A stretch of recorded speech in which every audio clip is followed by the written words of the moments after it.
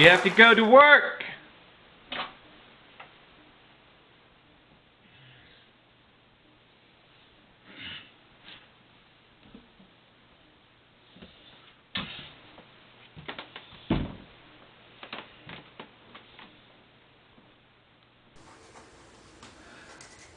Are the language, or is the language, there's some good grammar, that we use to discuss art in general. Alright, so if you're talking about what appeals to you in a piece, you might say, I really like the color of this piece. Color is an element. You might say, I like the way they made it look three-dimensional. That would relate to form. You would have line, shape, space, value. Alright? The most important, well, there's not really a most important, but the granddaddy of all the elements is line. And your eyes just did something when I drew that. Your eyes moved from one side of the paper to the other side of the paper. And that's kind of the power of a line. It leads you. It makes your eye follow it. That's why there's lines down the middle of the highway. So that you follow that line, you don't swerve off. Even though some people still do. Alright, you can make any element out of line. I can put two horizontal lines together, two vertical lines together. I can put two diagonals together and a horizontal. I can put two perfect curves together. It's not so perfect. And I get shape. So our first element is line. Our second one we can make from it is called shape. Alright? If I want to take shape and give it thickness, make it appear three-dimensional, I add more lines, I create what's known as form.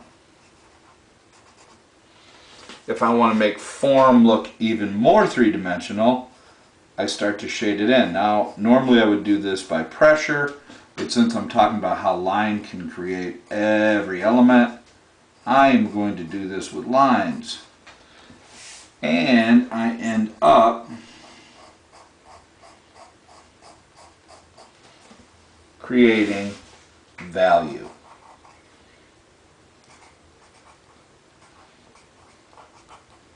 Alright? You can use line to create texture.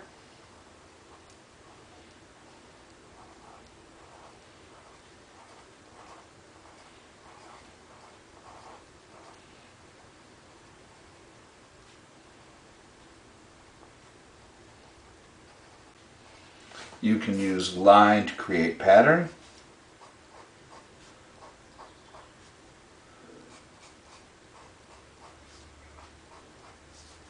You can make that a more interesting pattern by doing a one offset here. I got lost. Okay. Boom, boom. There's pattern. And most importantly, and magically, I can use line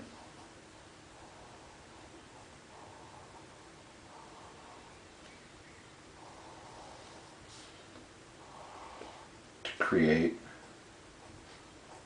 space. Tiny cactus. So that's basically how line can create all the other elements except for one. You cannot create color from line unless you start with colored line. Alright? Nothing you can do. No matter how many lines you put together, you cannot turn a pencil line into red unless you started with a red pencil. Alright? So, that's the important thing to know about elements.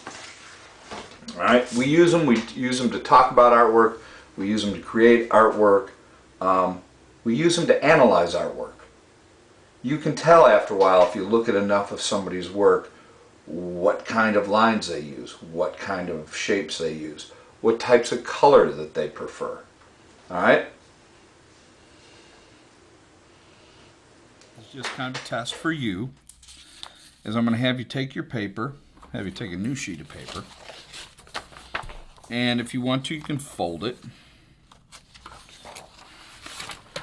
All right. Or you can be more precise and divide it with a pencil. But first I'm going to fold it hot dog ways. All right. So I fold it in half like that, like I'm doing a letter. Maybe I should get these other ones out from underneath. All right. And then I'm going to fold it this way and in half, which would be called hamburger way. And then I will fold it in half again. All right. So when I unfold this, what I should have is 8 different areas. All right, 8 different spaces. Now, if you had done this in your sketchbook, you'd probably find it really hard to fold. So I would suggest just dividing it with a ruler. But in my first space, I'm going to try to draw a very small drawing with nothing but lines. All right. And I honestly do not care what this is as long as it's school appropriate. All right. My next one will be shape, because when we put lines together, we get the element of shape. We put another dimension to shape, we get form. We add value, which is shading. Hey, look, I spelled it right this time. Maybe I'm not going quite senile yet. And we get value. Then I'm going to have you do texture down here. Pattern next to it. Remember, pattern repeats in order. So if you want to do something as simple as X, O, X, O, X, O, and then offset it, I'm sorry. So XO, XO, and fill up that to show me pattern. That would be fine. Not very impressive, but I got you to get the point. Then you have to create space. Create space outside. It's usually good to have a horizon line. All right. Maybe multiple horizon lines. Maybe a stream. If a stream comes from a distance, stream has to get bigger as it gets toward the bottom of the square. So this would be space.